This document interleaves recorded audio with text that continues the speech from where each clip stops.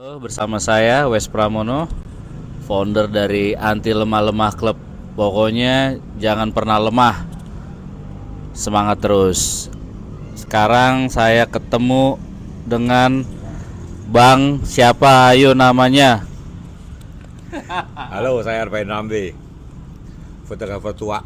Kalau masalah tua nggak usah dikasih tahu ya, kelihatan dari itunya. Oke, kita ngobrol-ngobrol. Pastinya ngobrol sekarang ini nggak ngebahas masalah teknik foto. Itu sudah biasa. Tapi sebaiknya kita gali gimana seorang Arbain Rambe ini menjadi fotografer yang sekarang bisa dibilang dikenal.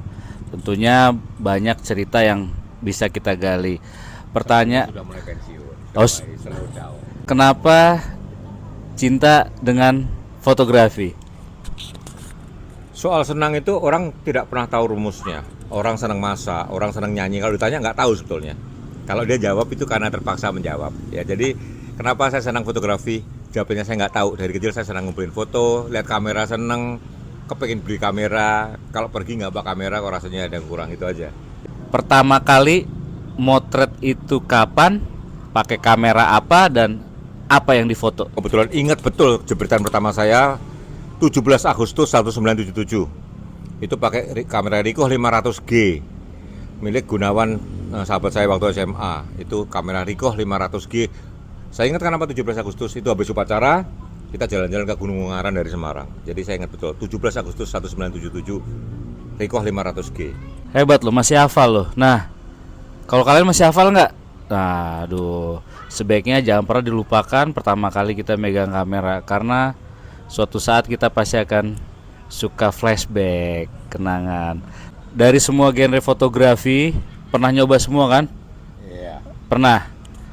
Kenapa memilih jurnalistik? Sebenarnya bukan memilih jurnalistik ya, saya melakukan segala wedding, saya melakukannya ya. Dan jurnalistik itu bisa dikatakan induknya fotografi kan. Semua pernah. Saya dalam waktu jurnalistik motret kawinan artis sering, ya toh. Jadi kenapa saya milih jurnalistik? Karena saya kerja di koran. Jadi orang bilang gendernya jurnalistik, dan sebenarnya jurnalistik itu semua cabang harus cobain karena mau nggak mau itu. Saya kebetulan kejar jurnalistik dan tiba-tiba harus motret segala macam. Bukan milih jurnalistik karena kerja di koran. Terpaksa atau tidak? Enggak. Jadi saya itu 6 tahun pertama di Kompas itu bukan fotografer, wartawan olahraga, basket dan tenis. Ya, tapi tiba-tiba karena saya sering ngeritik bagian foto, ini fotonya kurang ini kurang itu, senior saya Mas Kartono mungkin kesel ya, lu ngeritik doang, berani nggak lu jadi redaktur? Saya digituin. Kira suruh moto sendiri. Dikasih kamera, aku masih ngeritik-ngeritik juga. Ya akhirnya ditantangin, berani nggak jadi redaktur sekalian? Aku tak pikir guyon, berani. Jadilah aku tahun ke-5 di Kompas, aku jadi fotografer. Itu awalnya, dan langsung redaktur. Ya ditantangin, ya tak jabanin, dan habis itu aku makin menemukan bahwa aku memang lebih cinta fotografi daripada nulis. Aku lebih suka motret itu, makanya terus habis itu aku lebih dikenal sebagai fotografer. Setelah dikenal sebagai fotografer, apakah merasa bangga menjadi fotografer? Nah, saya pegang. Harus bangga dong. Hah? Harus bangga dong. Benar. Kita harus bangga pada yang kita pilih. Kalau kita tidak bangga pada yang kita pilih, kita tanggung jalan yang kita pilih, mending pilih yang lain. Apapun yang kita pilih kita harus bangga. Kita pilih sekolah, kita harus bangga. Kita beli motor ini, kita harus bangga sama motor ini. Kita milih profesi, apalagi profesi ya, kita harus bangga. Kebanggaan menjadi fotografer. Sekarang adalah zaman digital nih. Sekarang semua orang dengan mudah bisa menjadi fotografer. Apa sih yang bisa Bang Bain lihat sekarang ini nih? Sebuah bisa dibilang perubahan dari zaman analog ke digital, pasti kan perubahan orang-orang karakternya. Aku ingat betul waktu kita mulai masuk era digital kan, hampir semua orang beli kamera kan. Kamera tiba-tiba harganya murah, terjangkau. saya tuh. Ya, di 100 kalau itu kejangkau. Dulu harganya kan 3-4 motor dulu zaman dulu ya. Iya. Harus beli film lagi. Orang beli kamera, aku ditanya gini, sekarang semua orang bisa beli kamera, apakah fotografer nggak terancam? Ya sama dengan tukang pijit dong, semua orang punya tangan kan? Iya. Apakah kita tukang pijit terancam? Enggak kan buktinya. Kayak lukisan, semua orang bisa beli kanvas, orang beli ke Gunung Agung kanvas cat kuas banyak. Tapi apakah bisa jadi lukisan? Enggak juga gitu. Di fotografi sama. Artinya kalau orang menganggap bahwa asal bisa motret itu fotografer, ya menurut aku ya silakan. Artinya anggapanmu masih di situ. Ibaratnya dipijit sama istri atau dipijit tukang pijit, ya pasti tukang pijit yang profesional harusnya lebih efektif. Bahwa pijatan istri terasa lebih enak itu subjektif menurut aku. Perbedaan fotografer yang dibayar dan tidak, menurut Arbain gimana tuh porsinya tuh? Karena banyak yang lagi nggak ada kerjaan bilangnya hobi, tapi kalau lagi banyak kerjaan ngakunya profesional. Itu dia waktu gak ada kerjaan bilang hobi, mana malu ya. Jadi gini sebetulnya ya. Saya mengundurkan diri dari foto wedding itu tahun 2000. Waktu persaingan mulai makin tidak sehat. Apakah saya tidak pernah motret wedding? Saya motret wedding tapi free, totally free. Totally free, saya nggak mau dibayar. Jadi saya tidak mau profesional di bidang foto wedding karena iklimnya nggak cocok bagi saya ya. Persaingannya saya nggak rasa serap. Ada satu gedung yang tiba-tiba harus pakai fotografer itu. Saya dulu udah mau dikontak teman saya itu, nah gini ya saingannya, saya menggunakan wedding. Jadi menurut saya ada orang yang bilang hobi itu karena takut malu, nah, pas banyak dibilang profesi ya itu cara dia memilih aja. Kalau menurut aku kalau dia orangnya konsisten, kalau profesional ya profesional, bilang profesional. Kalau hobi ya jangan ambil tarif, gitu kan, sekalian for free aja gitu loh, memang betul-betul hobi. Dan itu lebih terhormat menurut aku. Tenang, saya nggak akan bahas masalah yang itu karena nggak akan bahas masalah itu. Nah, sekarang pasti kan sering nih ketemu fotografer muda nih, bener dong? Apa sih kelebihan mereka saat ini nih? Semangat ya, mereka semangatnya masih menggebu-gebu. Semangat, jangankan semangat diri, semangat ngikut kiri kanan juga harus kenceng ya. Dan kadang-kadang semangat ngikut kiri kanannya kadang-kadang udah nggak logis dan kadang-kadang agak jahat ya. Saya lihat sendiri bener. Saya kemarin dijapri temen, Om pasti ditelepon si A ya. Menurut aku jangan deh Om, nanti Om akan gini nih ya. Jadi ya saling ngomongin itu loh. Ternyata di belakang, bener dua-duanya tuh di lapangan kelihatannya kompak sekali, tapi ternyata di belakang japri ya seperti itu. Dua-duanya ingin maju dengan segala cara ya. Kadang-kadang ngorek-ngorek sama senior itu karena banyak hal yang harus korek dari pengalaman, nggak semata-mata dari skill ya. Jadi apa yang pernah terjadi itu kadang-kadang tidak ada di buku manapun ya. Dua-duanya ngorek-ngorek saya, tapi tiba-tiba di belakang layar satunya jelekin satunya, cuma satunya belum pernah balas aja jelekin satunya, kira-kira gitu ya. Jadi semangat fotografer muda tuh aku melihat semangatnya tinggi karena mereka mungkin lagi ingin maju ya. Apakah semua bisa maju? Semua bisa maju. Tapi apakah semua akan maju? Ya sama dengan ini. Apakah kalau lulus hampir semua menteri itu lulusan ekonomi UI. Gitu. Ya, betul. Apakah kalau ekonomi UI pasti jadi menteri ya? Nggak gitu juga lah. Kira-kira gitulah. Jadi apakah semua bisa maju? Bisa. Tapi apakah semua akan maju? Ya nggak tahu. Dunia ini kan aturannya kan nggak begitu.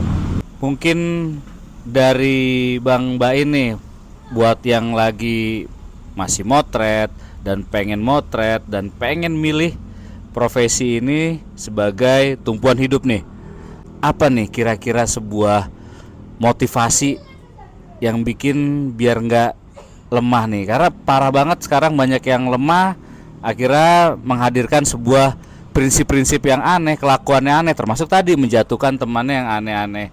Tapi kita lihat dan kita dengar dari Bang Bain, gimana nih biar kita nggak lemah, apa nih kiat-kiatnya? Saya nggak akan bilang bahwa omongan saya benar ya, tetapi saya ngomong sebagai seorang yang sudah mundur. Saya nggak mau ikut persaingan ya. Jadi nasihat saya tulus.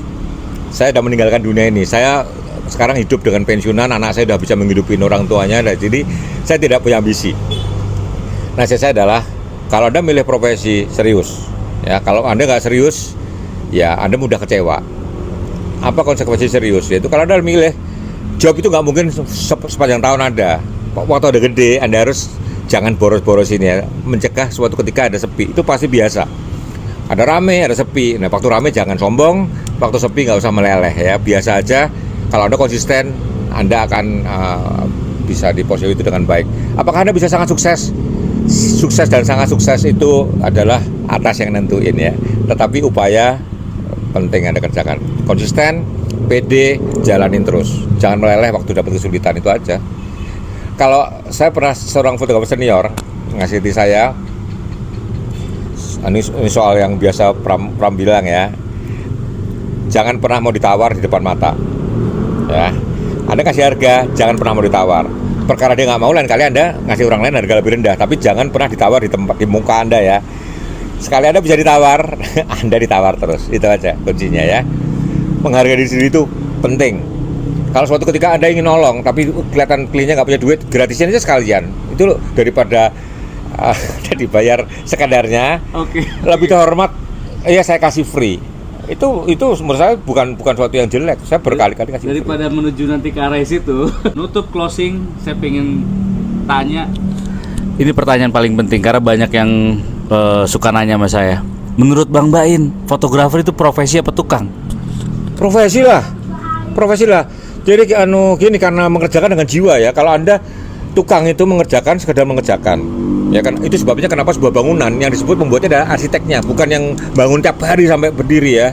Beda ya. Tapi dalam fotografi ada juga pekerjaan yang tukang, yaitu menjabarkan perintah art director. Ada ya, ada sisi itu. Tapi sisi yang lain bahwa yang kita ikut merancang itu profesi. Fotografi itu profesi banget, sangat profesi. Yuk, mari kita menghargai profesi ini dan lakukan dengan benar dan bertanggung jawab pastinya ya. Ya. Jangan sampai udah jepret, fotonya di komplain mana-mana, fotografernya tidak mau bertanggung jawab dalam beberapa hal. Orang itu pernah ngulangin ya, aku juga pernah ya, karena nggak sesuai yang sepakatan, ulangin, itu profesional ya. Jangan takut rugi sekarang, Anda pikir yang panjang ya. Sekali Anda sekarang ngeyel sama klien, Anda bisa putus ya. Tanggung jawab, kalau janjinya A, ternyata Anda nggak bisa A, Anda harus, kalau ganti rugi, itu tanggung jawab profesi. Oke, terima kasih. Ini obrolan yang benar-benar dadakan, jadi makanya mic-nya juga kelihatan dadakan. Pokoknya fotografer itu sebuah profesi, mari kita hargain dan majukan. Fotografer muda yang nyebelin menurut saya ya, tapi dia bener ya. Gimana, banyak hal dia nyebelin. Ulangin lagi. Pram itu fotografer muda yang bagi saya nyebelin ya. Banyak yang gue aneh-aneh tengil banget sih, tapi dia banyak hal bener. Ya makasih, gue sama dia, gue salut, gue dukung. Contohnya apa nih? Ya itu, kalau udah ngeyel terus. Panjang-panjangin di Facebook gitu loh. Oke. Tapi dia bener. Oke, terima kasih semua. Pokoknya buat teman-teman yang pecinta fotografi atau para pelaku fotografi, mari yuk kita majukan fotografi Indonesia dengan mendukung bahwa fotografer sebuah hal yang positif, dan tentunya fotografer itu sebuah profesi. Salam dari saya, Wes Pramono, anti lemah-lemah klub bersama Arba'in Nambe.